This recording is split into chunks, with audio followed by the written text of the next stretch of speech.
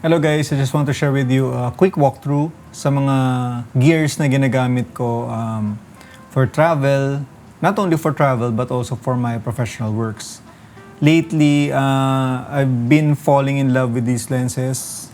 But first pala, as much as possible, I want to bring only this Nomatic 8-liter sling with me because of some back pain issues and stuff like that. Kaya yung setup ko na I will share with you guys is my very lightweight setup but yet very efficient.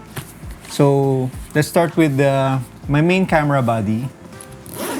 That's the Sony A7S3 paired with the Sony 16mm 1.8.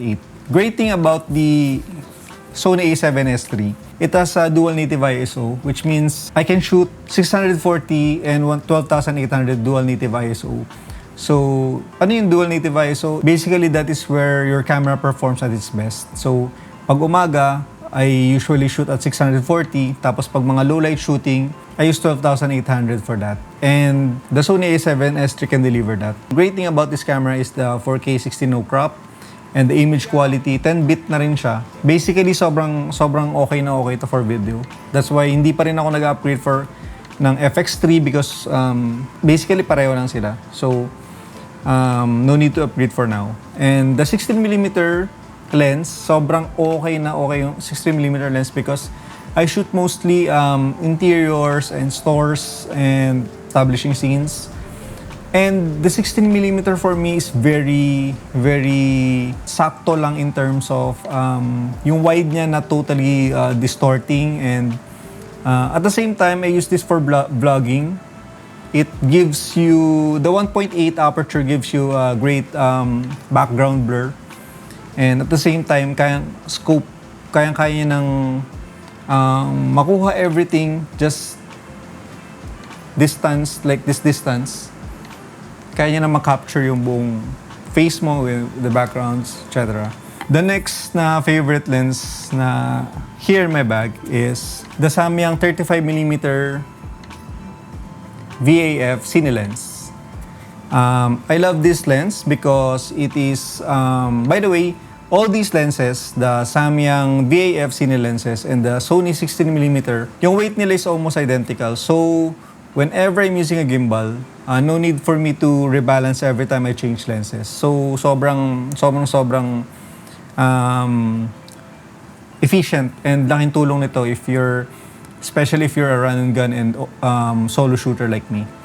So, the 35mm, what I love about this lens, it's 1.8. The image quality is also great, and hindi ako nahihirapan mag-adjust when editing because the G lens and the Samyang VAF and also the G Master lens, parang almost very at par when it comes to image quality and color quality. Just for me, para sa akin lang yan. And what I love about this is, yun nga, super lightweight lens siya. So I don't have a problem having it on my bag, carry it for the whole day shoot. And also, hindi rin ako nahihirapan when using gimbal with this lens because magaan, all of these lenses.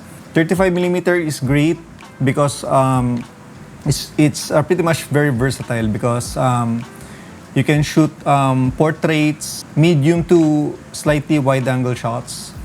Well, I don't really need a wide angle because if I will intentionally shoot wide-angle shots, then I will use the 16mm instead. So the 35 basically is for the medium shots,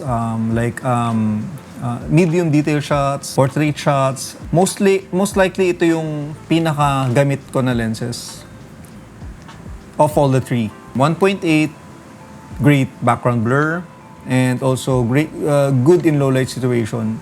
If you see these modes here, yan.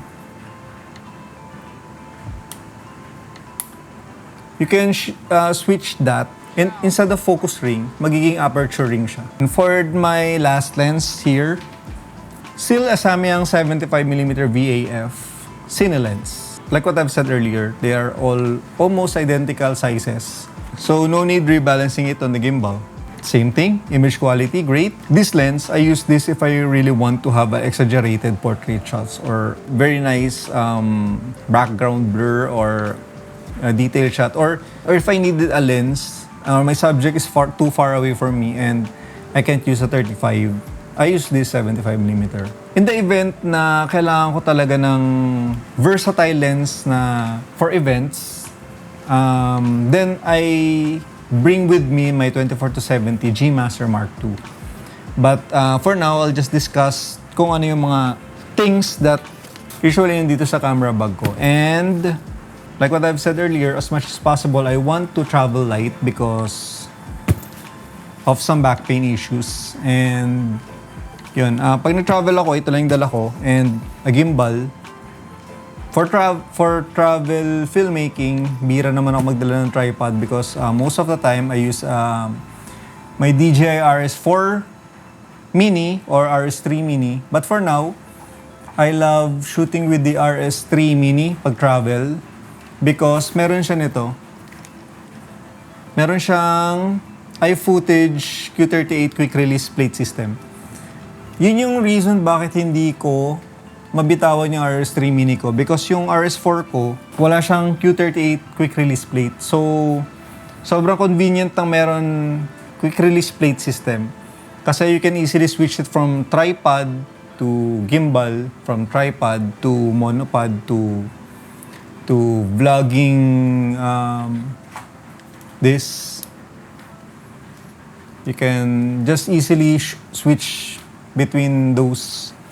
And syempre, spare batteries, SD cards as well, and microphone, ECM M1, I think. Yeah. So basically, yun lang yung laman ng camera bag ko for travel and my professional shoots. And comment down below if meron kayong gusto malaman other things, and I will be very happy to share it with you. So cheers!